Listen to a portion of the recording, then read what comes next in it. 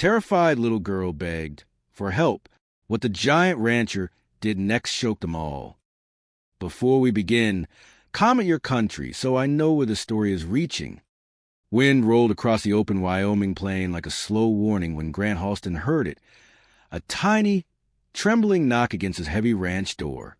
The kind of sound you'd miss if you weren't used to living with silence. Inside, the lamps were low. The cabin breathed with old wood and loneliness. Grant, a man built like the hills themselves, paused mid-stride. Nobody came this far from town after dark. Nobody dared. The knock came again. Smaller. Scared. Grant opened the door with the caution of a man who'd seen too many winters and trusted too few voices. A little girl stood there, barely 6, hair wind-whipped, boots soaked, fingers shaking so hard she could barely hold on to the warm blanket around her shoulders. But her voice, it was the kind that cut straight through a man's ribs. "Mister, they want to hurt my mom. She's real sick. I didn't know where else to run." The lantern light caught the bruise on her arm, shaped like someone's grip, too tight, too recent. Grant felt something old and heavy rise inside him, a warning in his blood. He knelt, meeting her eyes without a word. The girl swallowed hard. "Please, can you help her?" Grant stepped back, motioned her inside, and grabbed his coat. He didn't ask who her mother was. He didn't ask what danger waited out there. He didn't ask who they were. He only said, "Show me," because whatever this child was running from, it wasn't done yet. Snow crunched under their boots as the little girl led Grant across the dark stretch of land behind his ranch. The moon was low, blurred by drifting clouds, washing the plains in a pale silver that made every shadow look like someone waiting. Grant kept a steady pace behind her, his long stride eating the distance. The girl clutched her blanket tight, glancing back every few seconds to be sure he was still there. The way a frightened child checks for the only safe thing she's found all night. "What's your name?" Grant asked quietly. "Hazel," she whispered. Her voice was thin, worn from crying she clearly wasn't done with. "My mama," she couldn't breathe right this morning. Then those men came. They said she owed 'em. She couldn't even get out of bed. Grant's jaw tightened. Debt collectors out here weren't known for mercy, and sick women were easy prey. "How far?" he asked. Hazel pointed toward a small rise of land where a single lantern glowed faintly between two leaning cottonwoods. "That's our place," she murmured. "Mama said not to go outside, but they were yelling. I hid in the hay shed. When they left, she wasn't talking right. So I ran." Grant felt the cold settle deeper than the wind. Not fear, clarity. The kind that tells a man he's stepping into a mess bigger than whatever he had planned for the night. As they neared the cabin, Hazel reached for his hand without looking up. She just trusted it. Grant didn't pull away. He could already sense something was wrong. Too much stillness. Too much quiet. Inside those thin walls was a woman who hadn't been safe for far too long. And by coming here, Grant had already chosen a side. Hazel stopped a few steps from the leaning cabin, her breath shaking in white puffs. The lantern inside flickered weakly, shadows crawling along the warped boards like something alive. Grant sensed the fear rolling off the child, not loud, not dramatic, but the quiet kind that settles deep in a person and stays there. He lifted the latch slowly. The door groaned open. Warm air didn't greet them. No comforting smell of stew or fire, only stillness and the sharp edge of sickness. Hazel slipped past him and hurried to the cot in the corner. "Mama, I brought someone." Her voice cracked. "Please wake up." The woman on the bed stirred at the sound, her breathing shallow, her skin pale as winter sun. Her eyes open only halfway, unfocused. A deep cough shook her thin frame. Grant stepped closer. Even he, a man who'd seen hard winters and harder lives, felt something twist in his gut. This woman wasn't just ill. She'd been pushed beyond her limits. Her voice rasped, barely more than breath. "You shouldn't have come. Hazel, they'll return." Grant knelt beside the cot, his massive frame softening in the lamplight. He didn't touch her yet, didn't want to startle her. "Ma'am," he said quietly, "I'm Grant Halston. Your girl came to me for help. Tell me what happened. She blinked slowly, fighting a wave of pain. They want money. I don't have medicine I couldn't afford. They said they'd come back tonight. Her gaze drifted toward Hazel. I told her to hide. I didn't think she'd run this far. Hazel squeezed her mother's hand with a tiny, desperate grip. Grant understood the danger now. And the timeline. Not tomorrow. Not next week. Tonight. He looked around the tiny shack. The cracked windows, the broken chair, the cold hearth. And something settled across his broad shoulders like a vow. This woman needed warmth. Medicine. A safe place. And Hazel needed all of that even more. He lifted his gaze to the door, listening to the wind push against the boards. Whoever those men were, they weren't done. Grant moved through the shack with the quiet focus of a man who didn't waste breath on panic. He checked the hearth, found only a few dying embers, then laid new wood and struck a flame.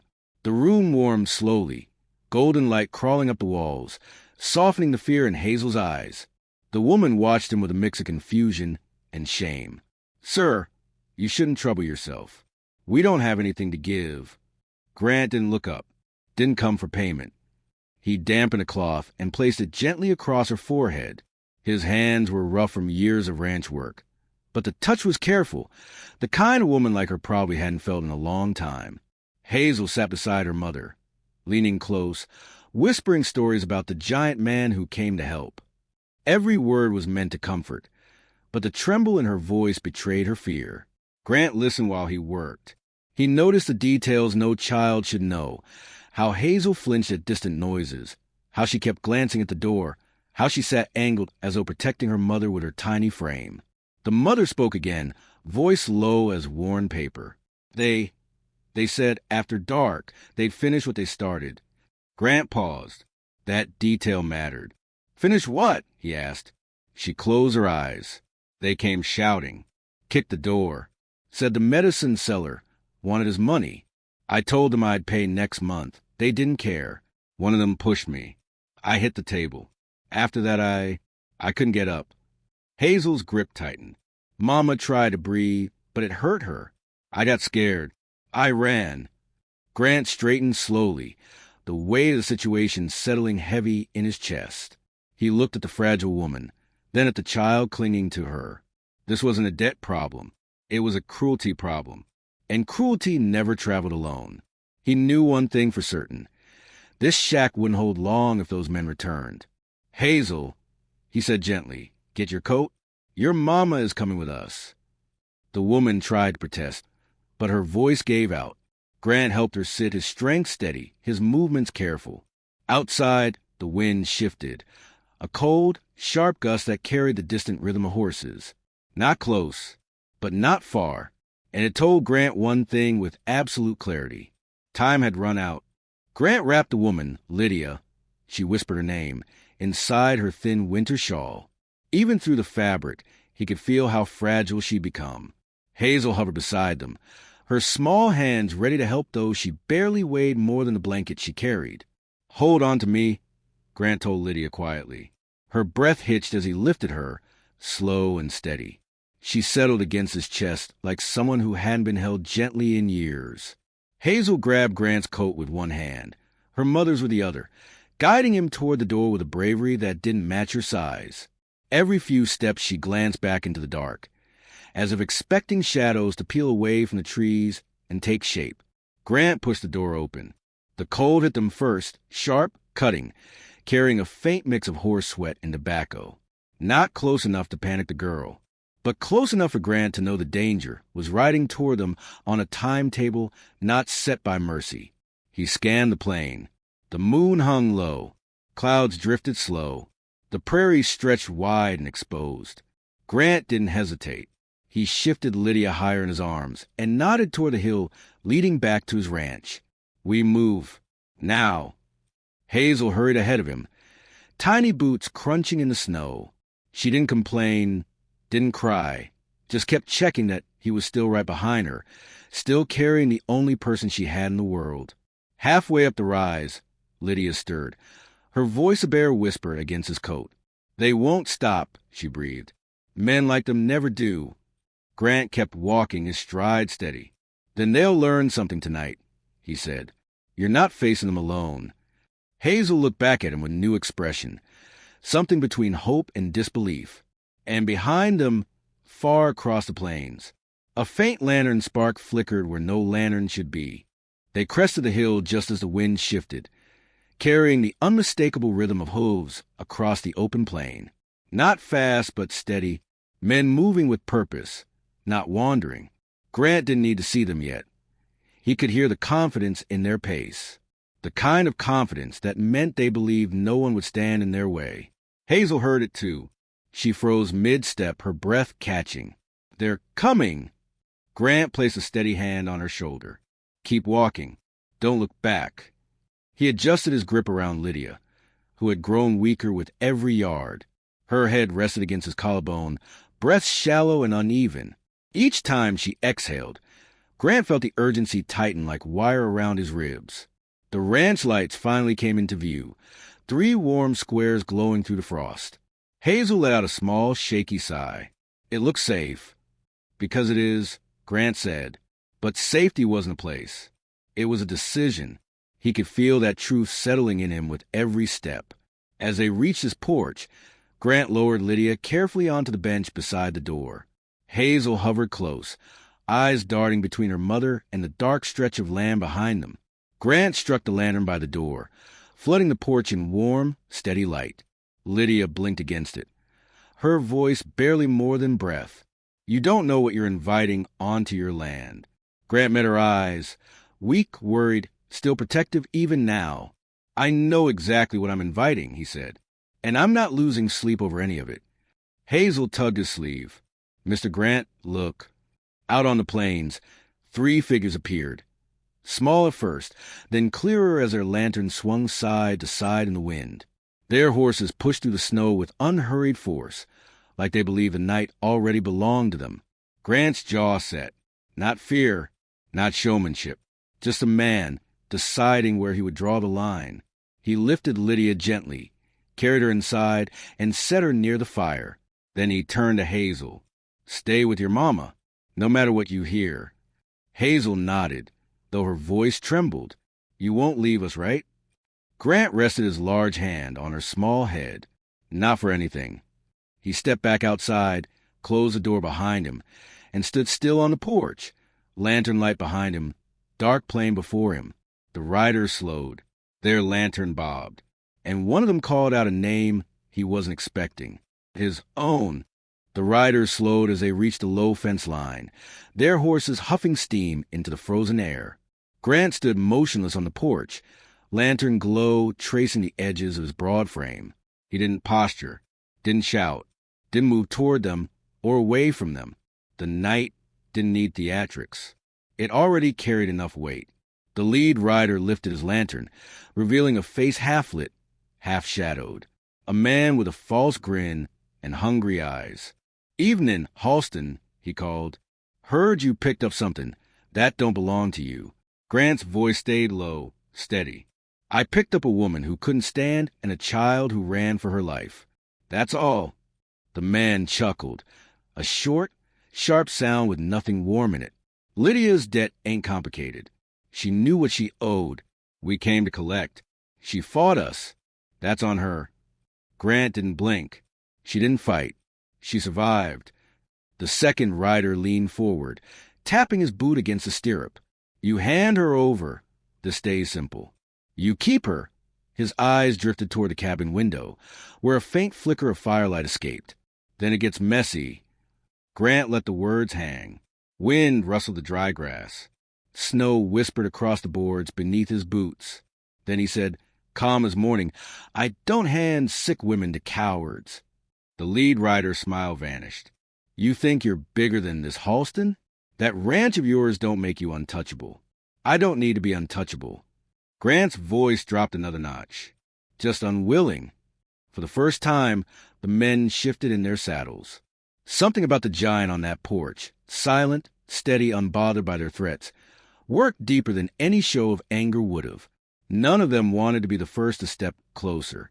The leader spat into the snow. "Fine. We'll be back with the man who owns that debt. And when we return, she'd better be ready to come." Grant didn't answer. He didn't need to. The men turned their horses, lantern bobbing away into the dark, growing smaller but not gone. Grant stayed on the porch long after the hoofbeats faded. The cold didn't bother him. What bothered him was the truth settling in his bones. They weren't done. This wasn't over. And the next visit wouldn't come with warnings. Grant stepped back into the cabin, closing the door with a slow finality. The warmth met him first, then the sight of Hazel curled beside her mother, both watching him with the same tight, held breath, as if the outcome of the whole night hung on the set of his shoulders. Lydia tried to rise, but pain pulled her back. "Grant, what do they say?" He removed his coat, shook off the frost, and knelt beside her. "They're bringing someone else next time," he said. "Someone who thinks he owns your debt." Hazel's lips trembled. "Will they take Mama?" Grant looked at her, this small girl who had faced darkness braver than any grown man he knew, and he gave her the truth, not the soft version.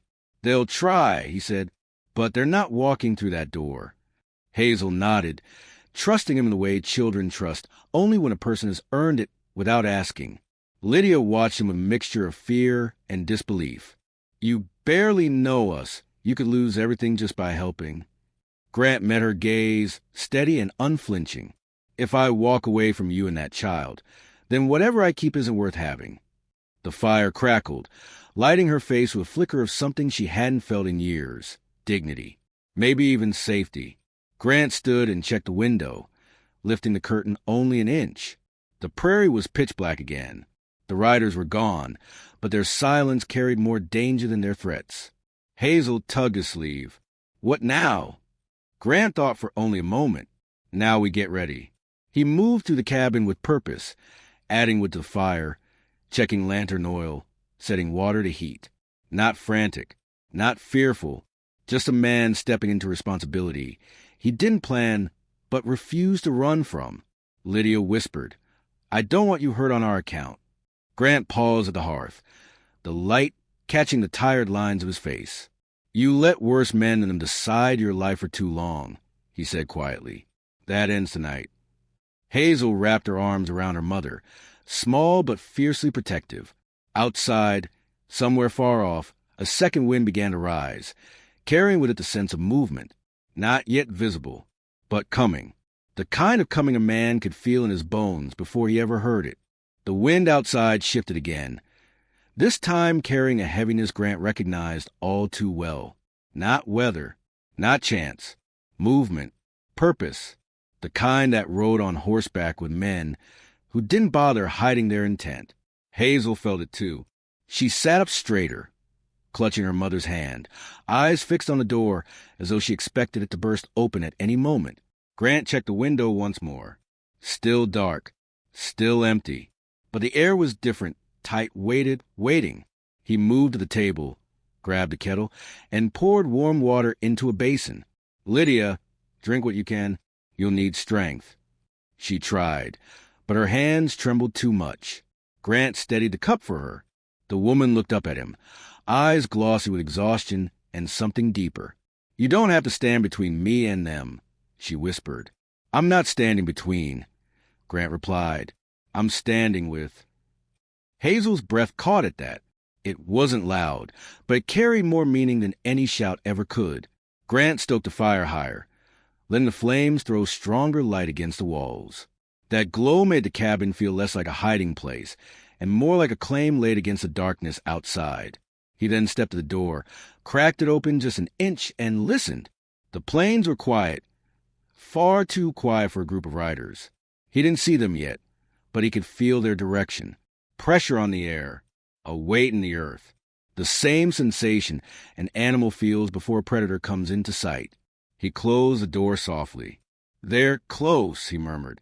Hazel moved closer to him, small hand tapping against his coat to get his attention. "Are we safe?" Grant looked down at her, the little girl who had crossed a frozen night, for the one person she couldn't lose. "You're safe with me," he said, and he meant every word. Lydia watched him, tears caught in the corners of her tired eyes. "I thought men like you didn't exist anymore." Grant shook his head once. "I'm not doing anything extraordinary. I'm just refusing to be like the men who hurt you." He turned the lanterns up, creating a second circle of light. Two warm anchors against the cold, widening the sense of protection around mother and child. Hazel reached for her mother again as the wind shifted a third time. This one sharper, colder, unmistakable. Now the hoofbeats came. Slow, measured, growing clearer. The kind of approach men use when they wanted their arrival heard. Grant stepped toward the door, calm as dawn. He wasn't welcoming them. He was acknowledging the moment. The hoofbeats slowed outside, muffled by snow, but steady enough to rattle the lantern glass on the table. Grant stood in front of the door, shoulders squared, breath calm, posture set like a man who'd already accepted the line he planned to hold. Hazel clung to her mother as Lydia whispered, "Grant, please be careful." He glanced back at them, just once. That single look carried more promise than 100 spoken vows. Then he opened the door. Cold wind swept in first. Then came the men, 3 riders, lanterns swinging from the lead saddle. A 4th man walking beside them. Older, meaner, the one whose shadow stretched farther than his eyes. The debt holder. He stepped forward, boots sinking into the snow, eyes fixed on Grant with a confidence shaped by too many years of taking what wasn't his. "You've sheltered a woman who owes me," he said. "And by doing so, you owe me now, too." Grant didn't move. "I owe you nothing." The man's expression tightened. "Step aside." Grant's voice didn't rise. It didn't need to. "She's sick. She's got a child. And you've done enough damage for 10 lifetimes. You're not crossing this porch." The men behind him shifted, whispering among themselves.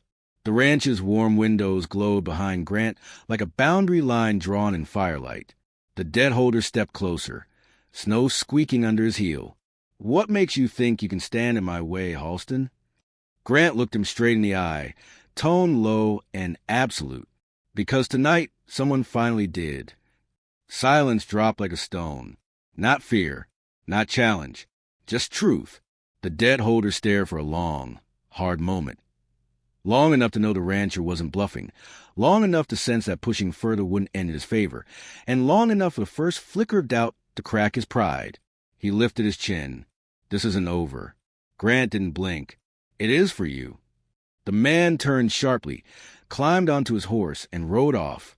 The others followed, relieved to be leaving with nothing broken but their leader's ego. The sound of hooves faded into the cold dark. Grant stepped back inside and closed the door. Hazel ran to him first, arms wrapping around his leg. Lydia's eyes softened, years of fear unwinding thread by thread. For the first time in a long time, the cabin felt like more than shelter. It felt like the beginning of a life not built on running, but on standing. Grant knelt beside them both, voice warm as the fire crackling behind him. "You're home now, both of you." Hazel smiled through tears. Lydia breathed a long, shaking breath. And outside, the prairie lay quiet. No threat left in the night. Only the silver wash of moonlight settling over a future they never thought POS. Sybil, if you want part 2 of this story, comment below and I'll continue the next chapter.